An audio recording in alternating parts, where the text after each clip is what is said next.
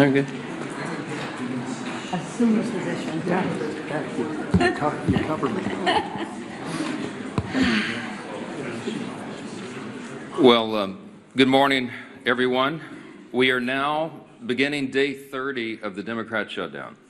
And as there are millions of Americans this morning that are embracing themselves for further pain and hardship, we'll highlight some of that this morning.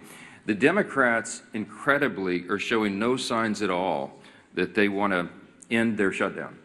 Now, they will have another opportunity today. The Democrats in the Senate will have their 15th opportunity to do the right thing. We're concerned that they won't.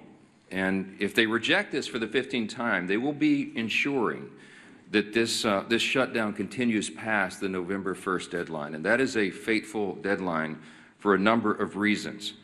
Starting on Saturday, let me give you a list of things that this means for the American people. It means that tens of millions of American families will struggle to keep food on the table because the SNAP program benefits will run dry. It means that WIC assistance, that's women, infants, and children, the nutrition programs, will be at risk of running dry. It means that Head Start centers, which serve 60,000 children nationwide, will be at risk of closure. Millions of federal workers, and we've listed them here every day. You're talking about air traffic controllers and TSA agents and park rangers and Border Patrol agents, law enforcement around the country. The stewards of our nuclear arsenal will miss their paychecks. Thousands of flights, by result, will be canceled or delayed, while our borders and national security will be directly jeopardized at a very dangerous moment in world history.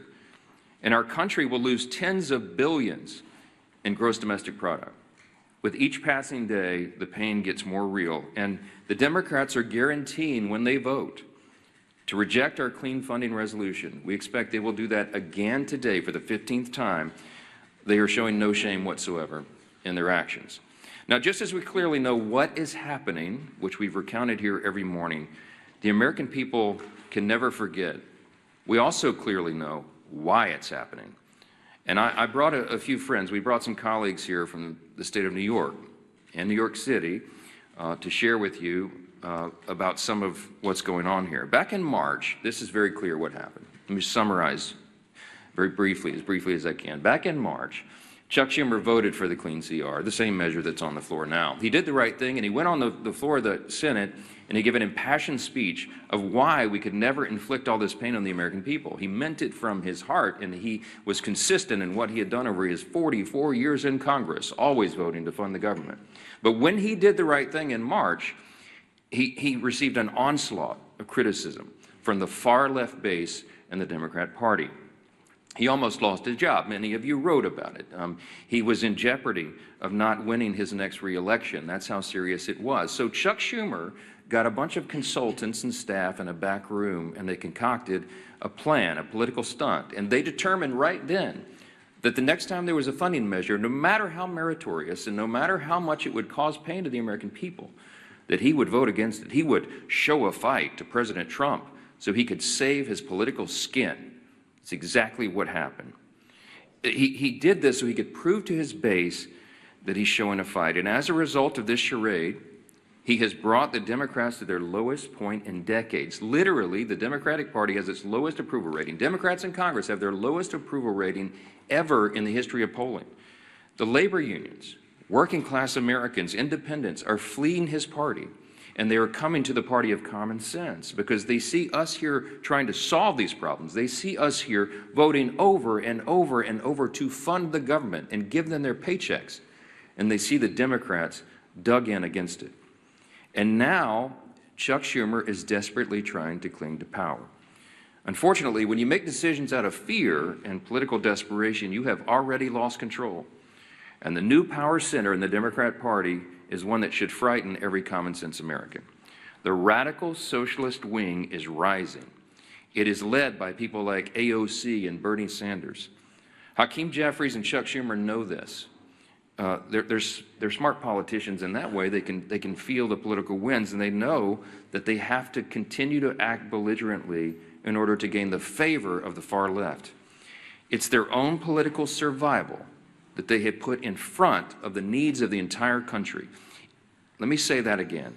The Democrat leaders in the Senate and the House have put their own political survival in front of the needs of the American people. Exhibit A is Zoran Mamdani. New York City, America's largest city, the cradle of capitalism that has always been, is facing a real crisis right now. They've got a 34-year-old, unproven, untested socialist who looks to be the next mayor. He may well be elected.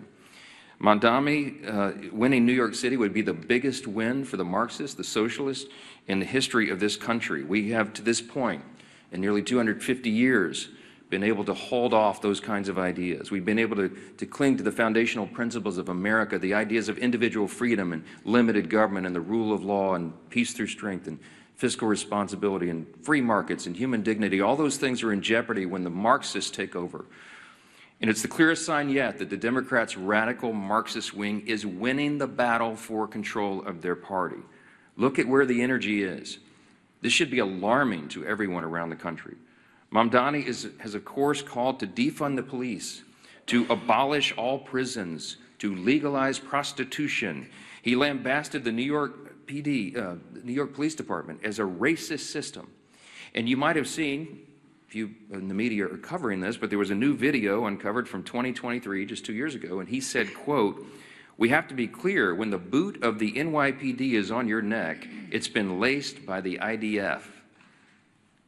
Look, it's a unique talent to merge one's loathing for American law enforcement with their loathing for the Jewish people. But this guy's, he's managed to do it. New York is just the tip of the iceberg. It's not isolated to America's largest city. It's other cities as well. Look at Seattle, where the leading candidate for mayor is an open socialist. Look at Minneapolis, where the sitting socialist mayor is facing a challenge from his left flank. And look here in Congress, where we have our own wing of Marxist acolytes serving here. Amazingly, the media is criticizing Republicans for fixating on Mamdani. I read some of that yesterday. This socialist uprising is something that we have a responsibility to call out and sound the alarms. That's what elected representatives of the people are supposed to do, and we take that responsibility seriously. And obviously, Mamdani is a big issue here in the halls of Congress. Why? Because the second highest ranked Democrat in the country, Leader Jeffries, endorsed him. They're making Mamdani a mainstream Democrat now, and this party has left the people. Of course, the press wants us to ignore Mamdani. Here it's an embarrassment because most of the press is on the side of the Democrats. They don't want us to talk about that, but we have to. Because by endorsing Mamdani, Hakeem Jeffries has endorsed and co-owned his positions, his past statements, his Marxist playbook, and everything else that that guy espouses. And so, too, does every single House Democrat who will be inviting their leader, Jeffries, to their campaigns and to their districts next year. Every single one of them at every campaign stop should be asked, what do you think about Mamdani? What do you think about his positions? While House Democrats court Marxists in New York, Senate Democrats have chosen to shut down the government over a totally clean, nonpartisan CR. It's the first time in history, in the history of this country, that any party has done that, has chosen, had the audacity to shut the government down over a totally clean, nonpartisan funding measure. They're bowing to the demands of their far left base, and no one can deny that. The facts are very clear, and the American people are intelligent. They understand what's happening here. We pray that the Democrats, at least a handful of centrists, if there are any moderates left in the Democrat Party in the Senate, we pray that they will come to their senses and they will do the right thing by the American people, that they will stop all the pain and that they will reopen the government. As I mentioned on Saturday, things are going to become very dire. There is one way out of this, the easy way, the obvious way, and that is for the Democrats to do their job and vote for the CR. Now, I mentioned we brought some of our good friends and colleagues here from New York to talk about the mess that the Democrats have created in the Empire State. Now, why are we focusing on New York? Because, again, it's a bellwether for the rest of the nation. If you're watching at home, you need to understand the dynamics of what's happening in New York, because you have to ensure that it doesn't happen in your city, in your town, in your state. And these folks are watching this, and they're fighting it. Our Republicans in New York are trying to hold the line. They're trying to defend what is great about this extraordinary and exceptional nation that we have. But they have a lot of headwinds, and they're here to share how this reckless shutdown is impacting everyday New Yorkers. And I'm delighted to bring up to the podium, before we get our leadership reports here, one of my dear friends and colleagues and classmates back from the 115th Congress when we came in as freshmen together, Congresswoman Claudia Tenney, who is from the 22nd District of New York. She does an extraordinary job here for her state and for the country. Claudia, go ahead. Thank you so much, Mr. Speaker and my colleagues. I actually hail from the 24th District, a little bit of we've had some redistricting in upstate New York a couple of times, but I just want to say good morning and thank you again to my colleagues for being here. This is really important, and I wish I could say that I am surprised by what we're witnessing, but this is exactly what happens when the Democratic Party surrenders to its most radical fringe. Chuck Schumer and Hakeem Jeffries lack the political courage to stand up to the Marxist, anti-Semitic, anti-law enforcement base led by Mamdani now, AOC, and Bernie Sanders. Schumer and Jeffries are both weak leaders from New York, and specifically New York City, where they have never had to face serious political opposition and have enjoyed nothing but glowing praise from their friends in the media. They are ill-suited to lead the Democratic Party at the national level, which is on dramatic display with each passing day of this tragic shutdown. They have traded true leadership for appeasement, responsibility for disorder, and principle for political survival. This shutdown is their choice. They've surrendered to radicals funded by dark money groups pushing anti-police, anti-Israel, anti-American garbage. Now the country is paying the price. I served with Hakeem Jeffries in the New York State Legislature. He sat right next to me. I've seen this playbook before, as have my colleagues in New York who also served in the legislature. It is the same corrupt Albany routine. Reward insiders, punish taxpayers, and blame everybody else. Today, it is something far worse. A movement run by socialist Marxist activists. I don't like to call them socialists, they're really Marxist. And extremist networks, and they have hijacked the Democratic Party. And as the Speaker pointed out, just look at Zohran Mamdani, a member of the State Assembly, by the way. He actually defeated a fairly liberal member of the Assembly, who is in a narrow election, but there he is in the State Assembly. He is the face of the new far-left coalition. And make no mistake about it, the new leader of the New York Democratic Party. His campaign is not grassroots. It's bankrolled by Soros money, radical clerics, and communists working together to push a Marxist agenda in America's largest city. Schumer and Jeffries will not stand up to this movement. We've seen this because, as the Speaker pointed out, they're terrified of it. They have built their political survival on appeasing the far left, and now our entire country is being held hostage by it. They cannot open the government without angering the radicals who radically run their party. The Democratic Party is now controlled, as I said, by the Marxist activists, dark money donors. This is not a grassroots effort. And anti-American ideology is dominating this. And they would rather destroy the system than to lose power. And unfortunately, Leader Jeffries and Leader Schumer are just succumbing to this. New Yorkers are already paying the price, and we have been paying the price. From Albany's Medicaid for Illegal scheme to Mondami's socialist city agenda, working families are being crushed under taxes, mandates, and ideology. And if we don't stand up, the damage will not end at the Hudson. It will reach every corner of upstate New York and across this country. We are here to fight for the men and women who build, farm, serve, and raise families across New York and our nation. They are the backbone of this nation, and they deserve a government that works for them, not the political insiders who have created this mess.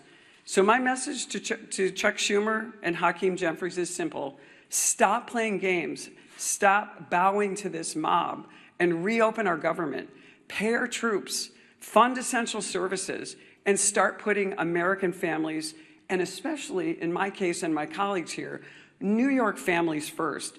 And my message to New Yorkers is this: stand up, speak out, reject this radicalism that has taken over not just our city, but will take over our state. And I thank you, Mr. Speaker. I appreciate the moment.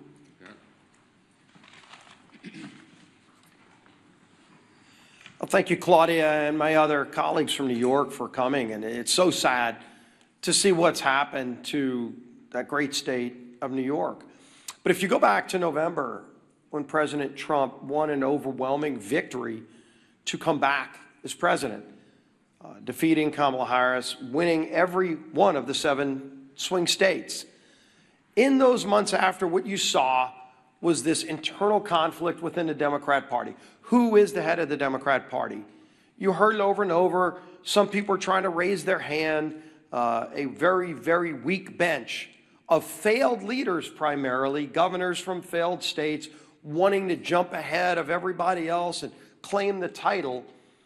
And yet, as the Democrat Party stayed that rudderless ship for months and months, because of this perfect storm, that the 2 top Democrat leaders in the House and Senate both hail from the state of New York, with the emergence now of Zohran Mamdani, you have seen Zohran Mamdani quickly become the new head of the Democrat Party nationally.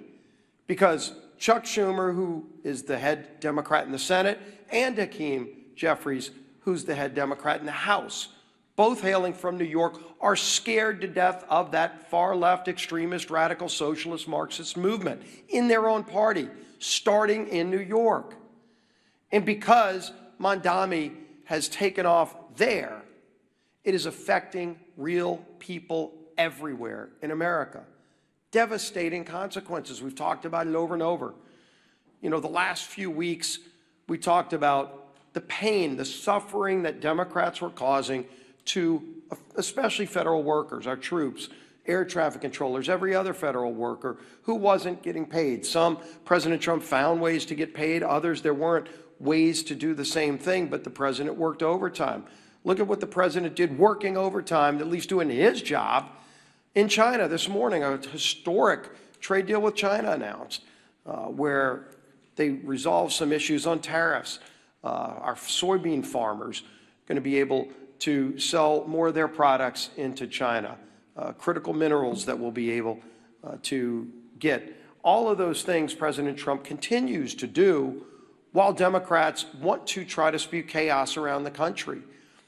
But the harm to families, as we've been talking about, while real, is unfortunately going to get worse. And we've been telegraphing this for weeks, pleading with our Democrat colleagues in the Senate.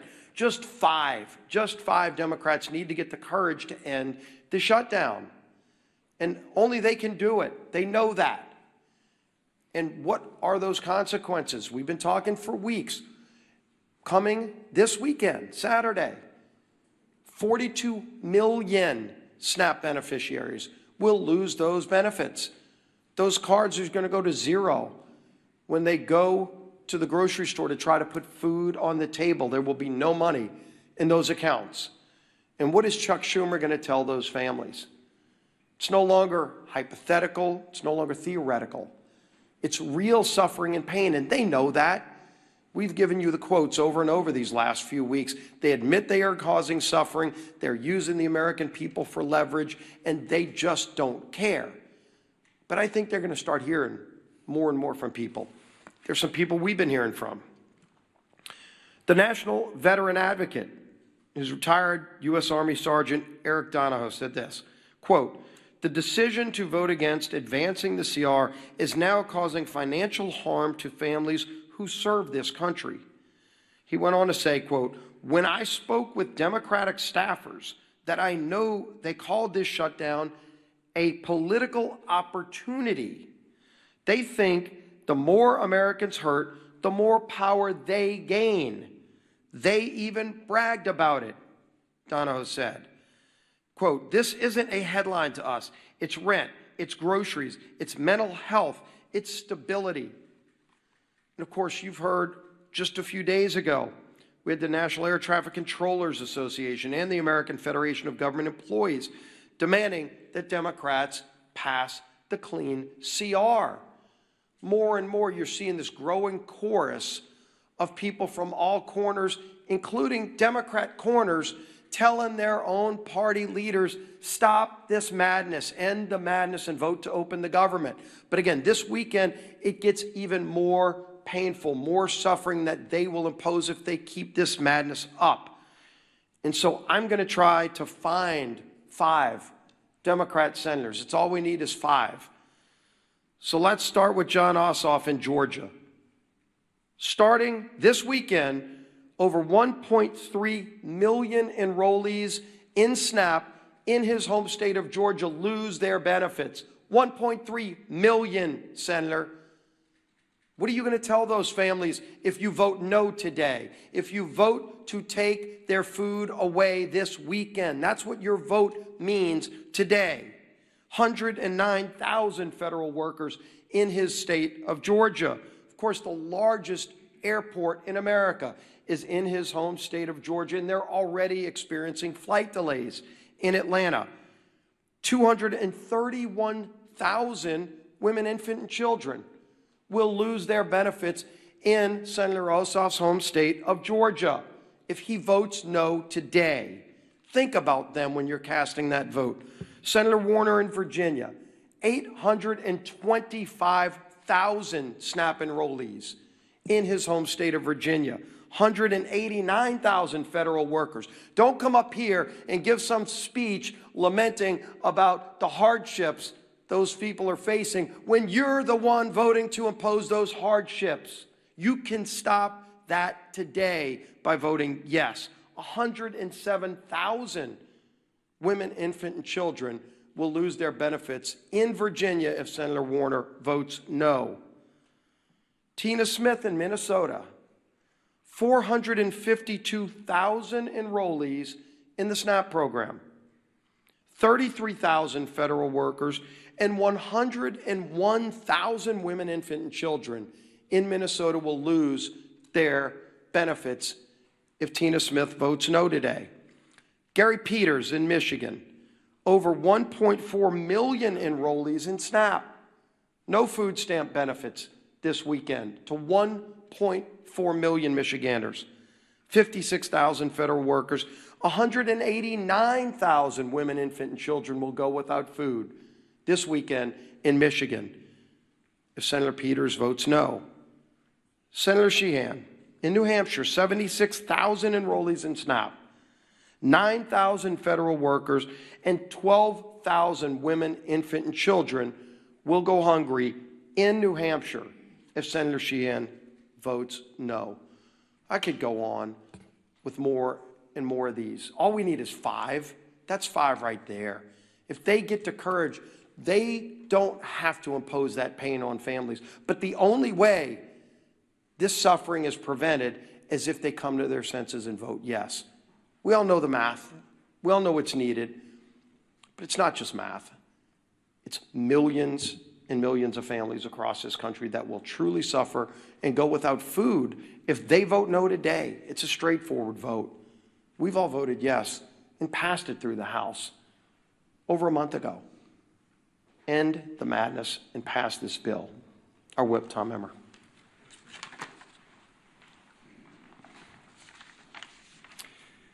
We are officially 30 days into the Democrats' needless government shutdown. 30 days that millions of federal workers have gone without a paycheck. 30 days that critical telehealth services and in-home hospital care programs have been put on pause for the vulnerable Americans who need it most. 30 days that our national security has been put at risk due to staffing shortages. Not to mention the SNAP benefits that you've heard our leader go through in detail that will be cut off for more than 40 million low-income Americans if the Democrats fail to reopen the government before Saturday. It's been 30 days of pure obstruction from Democrat lawmakers who care more about appeasing the radical Mamdani and Omar Fata wing of their party than reopening the government for the people they were elected to serve. Americans are hurting. Families are turning to food banks. Major airports are issuing ground stops. But the Democrats don't care. In fact, they've orchestrated this chaos by refusing to support our nonpartisan government funding bill 14 times now. And for what? So that they can kowtow to the people like Kami. And I will just say to my great friend and colleague, Claudia Tenney, socialists are now the moderates in my grandfather's Democrat Party. These are communists and Marxists. They are kowtowing to the people like Kami Mamdani ahead of the election. People are struggling in the meantime to put food on the table, and the Democrats are too busy playing politics to do anything about it. It's disgusting, and it needs to end. I say it every day when we do this. Remember, all we need is 5 Senate Democrats to come to their senses, break ranks with Chuck Schumer, support our clean CR, and reopen the government. It's past time for Democrats in Congress to get serious and do their jobs for the people they were elected to serve, not for the communist mayoral candidate in New York City. Our conference chair. Thank you. Kami Mamdani, that might stick. That might stick. Well, good. Yeah, the truth hurts, right? Works. All right. Well, this Saturday, SNAP benefits run out for 42 million Americans. 42 million Americans, the SNAP benefits will run out. Let me say it one more time and let it sink in. 42 million families, including thousands in my home state of Michigan, could lose the ability to put food on the table for their families. Why? Because Democrats choose to use their pain and their hunger as leverage. Leverage for more wasteful spending, leverage to satisfy their radical base. And what are Republicans doing? Republicans did their job and are going to continue to do our job. We voted for a clean, responsible bill to keep the government open and fully fund SNAP. So let me be very clear. Republicans voted to continue funding for SNAP and continue to have families have the ability to feed their families. Democrats voted to take food off the table and voted to discontinue SNAP benefits. It is that simple. Democrats voted to shut it down, and they voted to deny food assistance to 42 million Americans.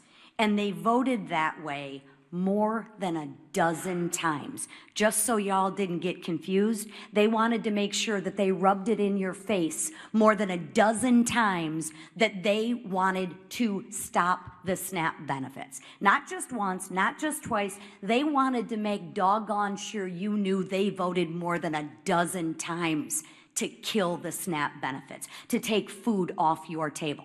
Just so you're clear. And let's remember, they did it, and let's make sure that we don't forget, and let's make sure we remind them who voted to keep food on the table and who voted to take food off the table. Because at some point in time, they're going to reverse what they're talking about and do what they normally do, and that's try and blame us. But let's hold them accountable for once to the votes that they've taken. I can assure you I will. I met one of these recipients last weekend while I was volunteering at a food bank in St. Clair County. His name was Jim. Jim's wife is a teacher, and he's a retired auto worker. They rely on SNAP to help cover the cost of groceries. Jim waited in line for more than 3 hours because he knows he won't be getting his benefits. That's what he told me. But you know what he told me? I thought this was very insightful. He told me, thank you. He told me, thank you for all you're doing to keep the government open. He also told me to please talk to our senators and ask them, since they voted and they campaigned on being moderates and reaching across the aisle, to fulfill their campaign promises and stop using families like Jim as leverage and care about the people that they were elected to represent. I also spoke with a woman who recently lost her husband. She's now raising her grandkids and told me she's never needed help before, but now she's struggling to afford groceries. These are real people struggling, real people that Republicans are actually fighting for, and real people that I am fighting for. Jim is not leverage. Jim is a person with a family to feed. Open up the government and stop using Jim and his family as leverage to kowtow to your radical political base. Do what you know is right and what you have said is right, and open up the government. A farmer back home once told me, when you're not hungry, you have a lot of problems. When you're hungry, you have one. Right now, families on SNAP have a problem. And that problem should never, ever be used as political leverage. So Republicans, we're going to keep on working and we're going to keep on fighting. And you know what? We will keep showing up. And while we keep demanding that Democrats stop using suffering Americans as pawns in their political games, I implore my 2 senators, do what you said you were going to do. Do what you said that you are. You've reached across the aisle. You're moderates. You care about people. Well, show that in your actions and vote for a clean CR for families like Jim who you represent. Please, they are counting on you. And every no vote means that you are keeping food from their table. So please, it is time to pass the clean CR and actually put the people who you represent, Americans, first. Thank you. We'll take a few questions. I just want to thank again our colleagues from New York, LaLota and Lawler, Garbarino, Langworthy and Tenney.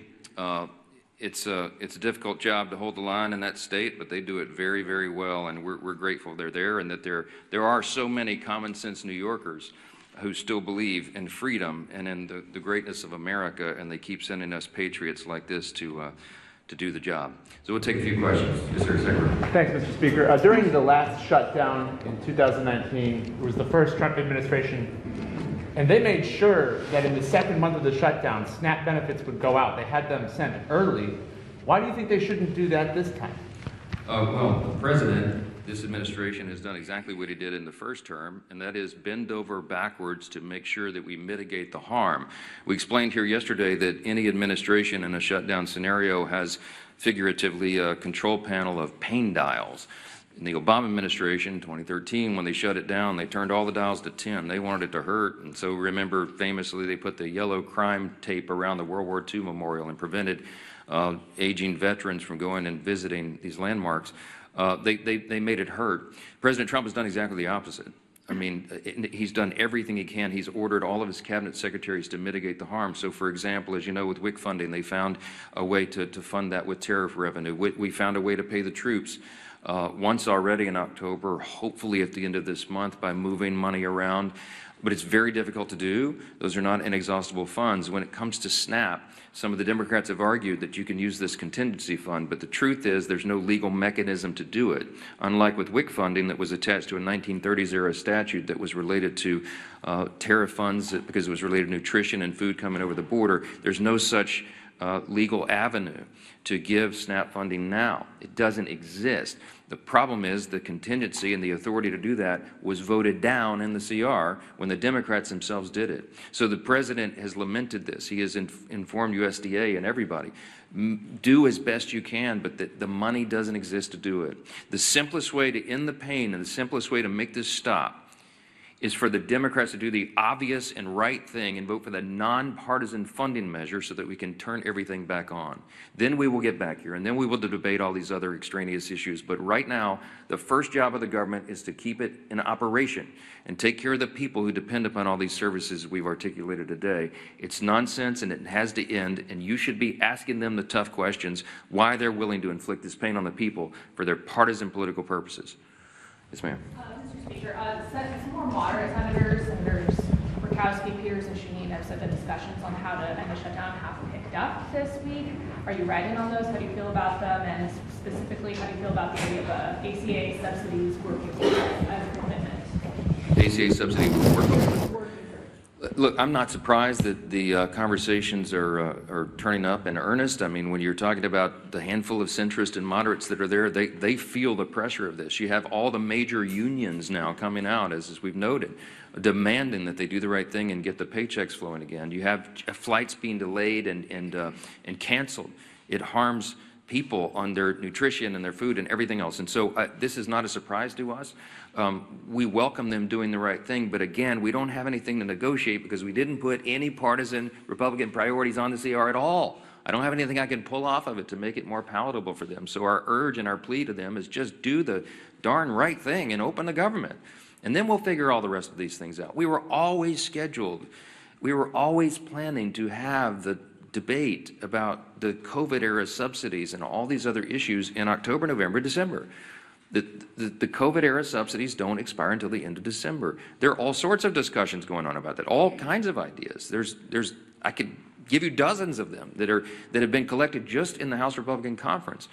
There needs to be massive reform. There need to be income caps. There needs to be the elimination of fraud, waste, and abuse in that program, which we think is rife in it, and many other things.